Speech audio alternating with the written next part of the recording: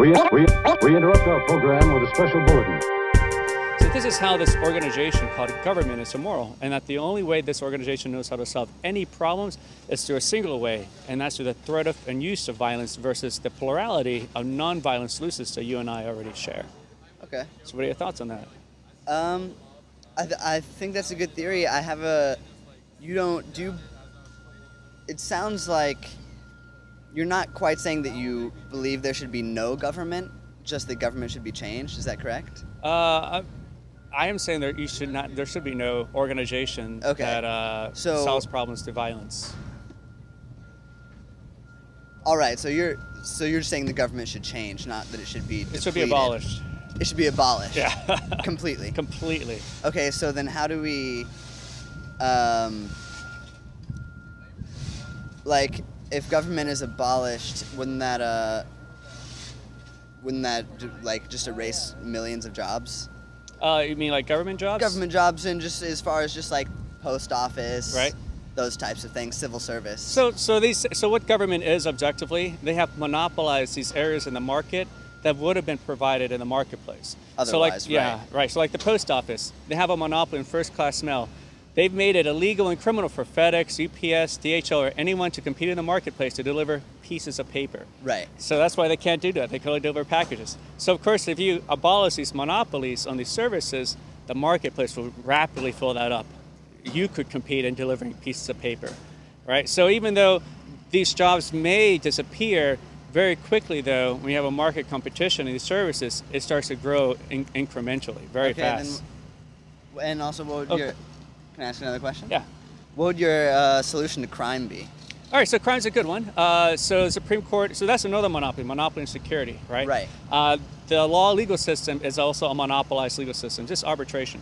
So even government courts, the judges have ruled that the police have no obligation to protect your life, liberty, or property. Winnebago versus Duchesne County, many Supreme Court cases have upheld that.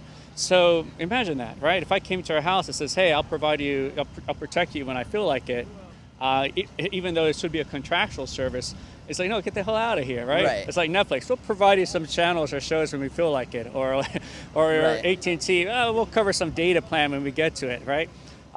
So today, right now, you don't have that protection. It doesn't exist. So a marketplace, though, would have a contractual obligation, right, that they'll be held to, right, in contract. So you could take them to court. You can't take the local police officer to court if they don't show up on time and never arrive at all, right?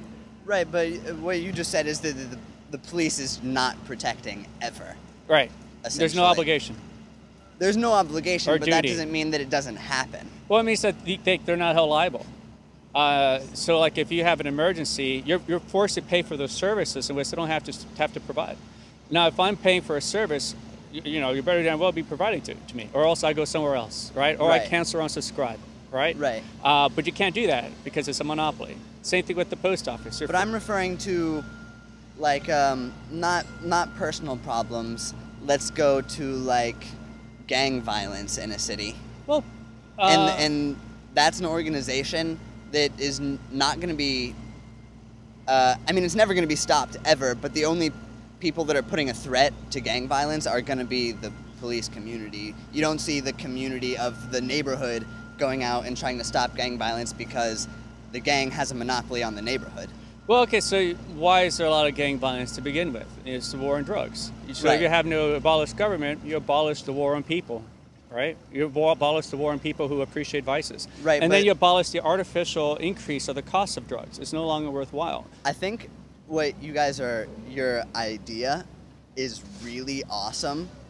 Like there's a lot of good things that could come from it, but I think if you just took away government, I don't think that, I guess, well, are you guys an anarchist group? Yeah. Okay.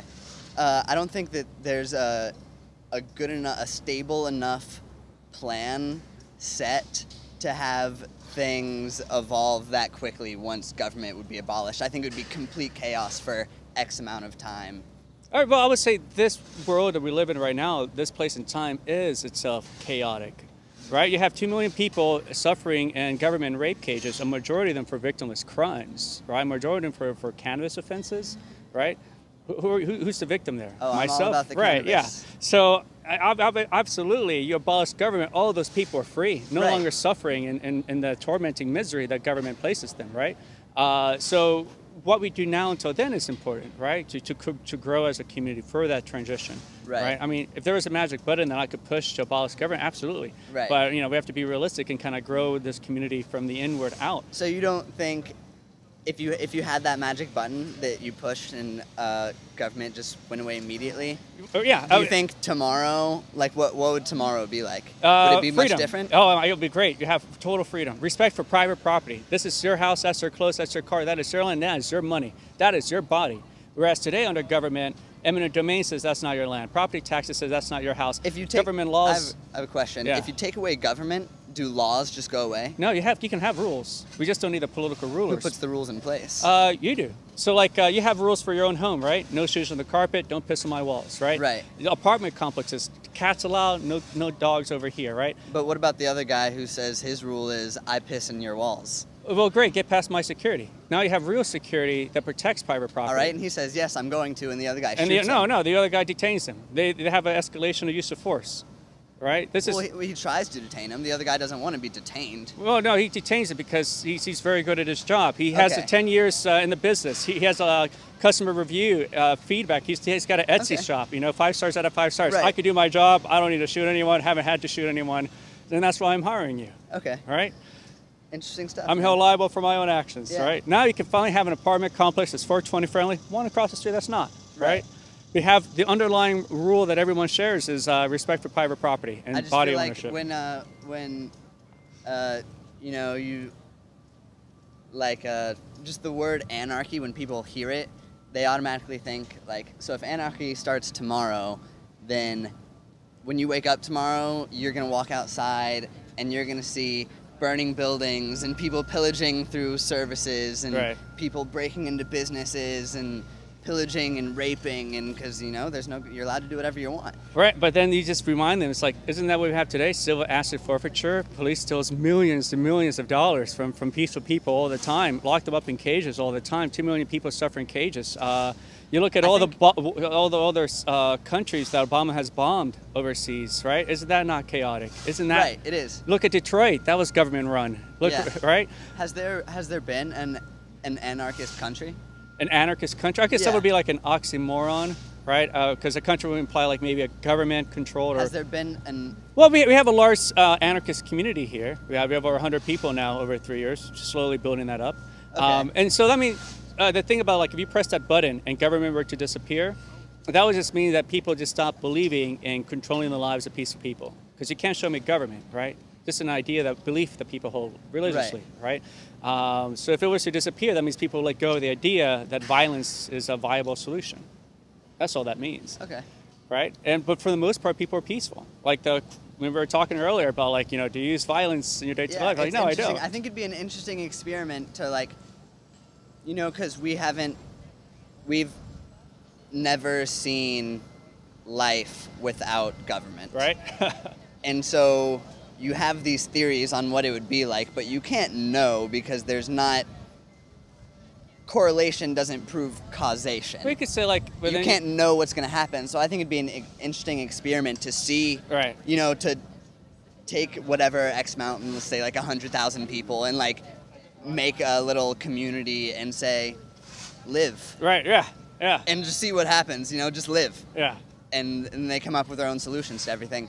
I think it'd be really interesting to see what happens, and I think that could show if anarchy would be a good or not solution. Yeah. I mean, government inevitably will collapse. Right. It's unsustainable. Right. People give it like maybe 15, 20 years. Really? The dollar's lost 97% of its value. It's got Wow. 2% left to go.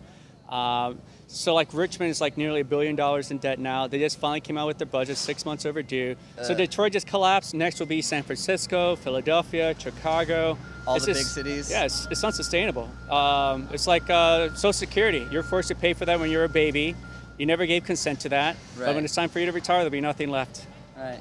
So all these monopolies just inevitably just collapses. And so what we do now until then is inevitable. It's important for that transition, and maybe we'll see that. We will see that in our lifetime. Right. But I'll say, like with anarchy, the essence of anarchy is consent. Consensual relation, voluntary interactions. So like your interactions with your friends are voluntary. Those are voluntary relationships, right? That's anarchy. There's no government here. Wherever you see someone violating consent, that's government. Because the essence of government is coercion. You have to pay your taxes. You have to follow the laws. You can't cancel or unsubscribe. You can't say no, right? Right. Do you think people pull over on the side of the road thinking they could say no? No, because they'll be shot at if they don't, right? So that's the opposite. So yeah, you find a lot of examples of anarchy in our day-to-day life. You just have to be, just look wherever there's consent. That's anarchy. That's freedom. Okay. Right? Interesting. Yeah. Good talk. Well, let me give you a flyer. Thank you. Our organization is called Liberate RVA. So it's a non-political organization, as you would have surmised. But anarchy just means without political rulers. Sweet. Not without rules. We can have rules. We just don't need strangers telling you what you can and cannot do with your body or with your property. Sweet. Yeah. Thank you very much. Cool, man. What's your name? Cal. Cal. I'm Joshua. Joshua. Pleasure, Nice to man. meet you. You Thank too, you. man.